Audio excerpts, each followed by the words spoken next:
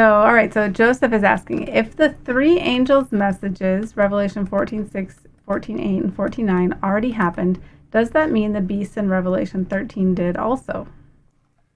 So let's leave that question out because I think that is a really good question. And so it starts off with that big if. So if that happened, if the three angels' messages already happened, does it mean the Revelation 13 did also? So I think all those verses there are related. Maybe we'll take a quick look. Revelation 13 is where we first sort of see the mark of the beast, and you'll get his number 666 and why people talk about that. And then we come to Revelation 14 and we're being warned, given three different warnings. One angel is telling us, fear God, give glory to him, for his hour of judgment has come. And then there's another angel that will come and say, hey, Babylon is fallen, is fallen. And then a third angel comes in Revelation 14 and says, basically, you don't want the mark of the beast. Don't get the mark of the beast. It's really bad. And that's what the three go for. So when do these... I think we've talked about before, but where does the beast of Revelation 13 come up? There's two beasts. The beast that comes out of the sea, I believe that beast has already appeared, has already been around for 1,000+ years. And that beast sort of went on the decline around the year 1898.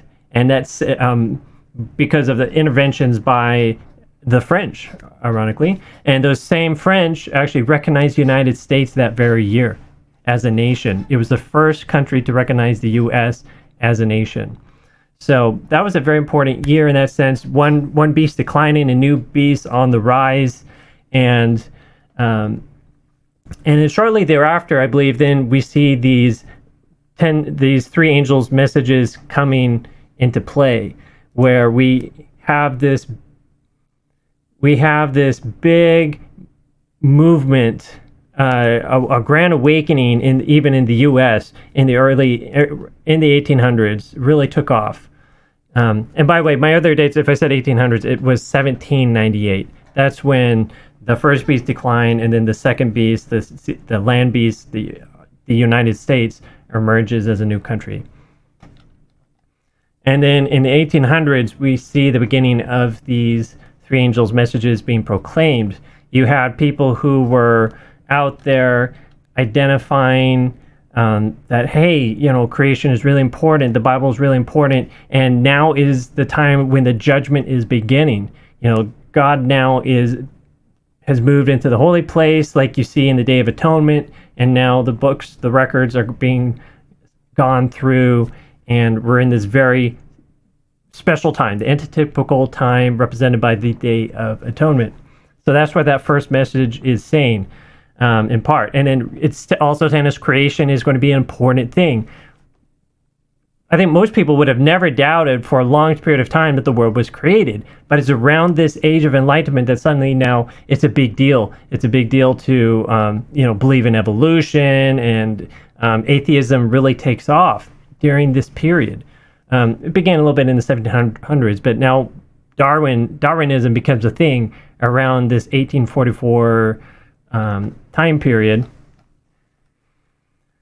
So it's going on. It's evolution takes off. Now it's a big thing we're being warned about with that first angel. The second angel, Babylon is fallen, is fallen. I believe that came around the same time. It's hard to give you without a massive history lesson exact timings of it. But again, people start realizing that there's certain corruptions within certain elements of Christianity, and are saying, guys, we need to move beyond this. We need to go back to keeping the Bible as the Bible teaches itself to be. We need to start looking back at are we supposed to be keeping the Sabbath? Are we supposed to have we lost truth about what death really is? And we talked about last time how there is no hell where you're burning forever and ever, but hell is that end time where God is just going to let his consuming fire of his glory consume everybody.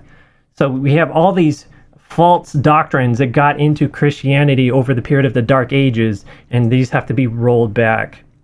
And that is, I believe, a part of this second angel's message, calling us to get out of Babylon. Babylon is corrupt. We have false Christianity that's within. Come out of false Christianity, come into the true Christianity God wants us to dwell in. A true Christianity that properly represents the loving character of God. And then we get into the last part of Revelation 14, which would be, not the last part of Revelation 14, but the last of the three angels' messages, which is, watch out for that mark of the beast. And we've gone into detail about it before. Has it come yet, this element of the mark of the beast? No, we don't believe that's happened yet. There's going to be a test. It's all about this big test. Are you going to choose to worship God and receive God's seal, the seal and mark of God, which the Bible tells us keeping his commandments is the sign of, or it's the seal that we're on his team, that we're his. And then we have on the other side, listening to man, listening to the instructions of man, doing what man says as opposed to what God says. Are you going to worship as man says we should worship God, or are you going to worship God as God says we should worship him? That's going to be the very, very important thing. So do we have a law, a part of God's commandments, something that's telling us how to worship God? Think about that. So that's going to be, in fact, the Sabbath is, we're told, a sign of God's people. I think we've talked about that before. So I don't believe we've come to this ultimate test yet where you're going to prove your allegiance to God or just cave to the compelled false worship. We're not, right now, we don't see this time period where if we don't worship God as the government and church tell us, we're going to die. But look at all the censorship we're seeing. Look at all the people being deplatformed because they're saying things that the mainstream says, no, that's dangerous, don't listen to that. We're not too far probably from seeing the Bible being banned.